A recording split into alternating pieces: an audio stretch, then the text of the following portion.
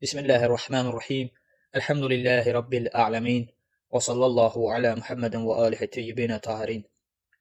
Esselamu aleykum və rahmetullahi və bərəkətuhu əziz qardaşlar. Vəhhabilərdən biri belə bir iddia eləyib. Səs yazısına qulaq asaq. Necə yalanlar danışır. İnsanları aldatmağa çalışır. İmaməti, xilafəti qəsb eləmişdir. Onda Allah bərbad hala düşür. Tarix buna şahiddir ki, Hüseyin Yezidin ordusunda əskər oldu. Xilafəti qəsb eləmişdir. Onda Allah bərbad hala düşür. Tarix buna şahiddir ki, Hüseyin Yezidin ordusunda əskər oldu. İlk dəfə Konstantinopol'a, bugünkü İstanbul'a ordu göndərən kim oldu? Yezid. Həmin Hüseyin də Allah ondan, qardaşından, atasından, babasından, bütün o ailədən Allah razı olsun. Hüseyin də Yezidin ordusunda əskər oldu. Əgər Yezidin xilafətini inkar edilsə, nə görə onun ordusunda əskər edildi? Bu açıq bir şəkildə imamiyyətə riayət eləməməkdir. Bir cavab verə bilərlər. Deyərlər ki, Hüseyin təqiyyə edir. Bu da əslində vallahi ki, Hüseynin şəhinin aşağı salmaqdır ki, imamət imanın ərkanıdır, imamət olmasa iman yoxdur deməkdir. Necə ola bilər ki, insan dininin rükununda əsasında təqiyyə eləsin? Necə ola bilər ki, insan elementar bir məsələdə yalan danışsın? Və biz demirik ki, İmam Hüseyin əleyhissalam təqiyyə edib, dirək dəlilin özünə keçirik. Görək həqiqətdə bu insan doğru danışır, yoxsa bu işin iki adı var. Ya cəhalətdir, ya da ki, insanları aldatmaqdır. Hər iki halda danışması necə də pisdir.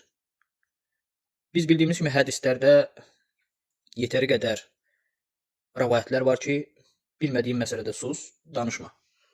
Deməli, İsm-i Kitab Tarixu Mədinətu Dəməşq müəllif İbn Əsakir 14-cü cild səhifə 111. 14-cü cild səhifə 111. Burada İmam Hüseyin haqqında danışır. Hüseyin ibn Ali ibn Əbi Talib nəsəbindən danışır və ondan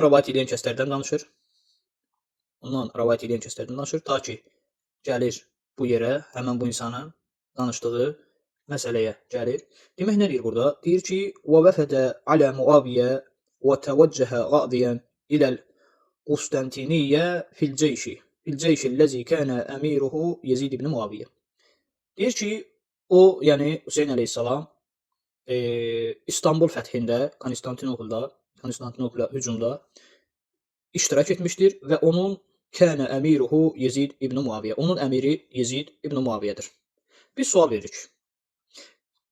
Sən ki bu şeyə qeyd eləyək ki, bu həmin bu rəvayəti İbn Əsir rəvayət eləyir, İbn Kəsir də İbnƏsirin bu sözlərini təkrar eləyir. Biz sənə sual veririk. Sən bu cür zəif bir qövllə, hansı ki bunun nə sənədi var, nə isnadı var, sadəcə boş bir sözdür. İbnƏsirin boş bir sözüdür. İbn Əsir İmam Hüseyndən 500 il sonra yaşayıb. Sən elm tələbəsi. Zənni bir məsələn, zənni yox, hətta bu məsələ uydurma belə deyil. Sadəcə şayədir. Çünki bunun heç mürsəl də olsa isnadı belə yoxdur. Kim deyib bunu, kim rəvayət edib bunu, hansı tarixçi deyib bunu bilinmir. Sadəcə İbn Əsir bunu burada boş bir söz kimi qeyd edib. Sən də İbnƏsirin bu sözünə isnad edirsən. Necə ola bilər ki, sən qəti olan məsələləri zənni belə ifadə eləməyən məsələlərlə örtbasdır eləməyə çalışasan? Tarix buna şahiddir deyirsən. Tarix nəyə şahiddir? Tarix bu uydurma boş mətnə şahiddir. Yəni, əgər burada, məsələn, bu rəvayət kimi, bu hədis kimi bir şey olsaydı, deyərdik ki, bəli, sən haqlısan, həqiqətən belə bir rəvayət var. Amma sənin dediyin bu şey heç rəvayət belə deyil. Sadəcə şayədən başqa bir şey deyil, boş bir mətindir. Biz sizə Allahdan insaf diləyirik və layiq sizsə, inşallah hidayət olarsınız, insanları aldatmayın.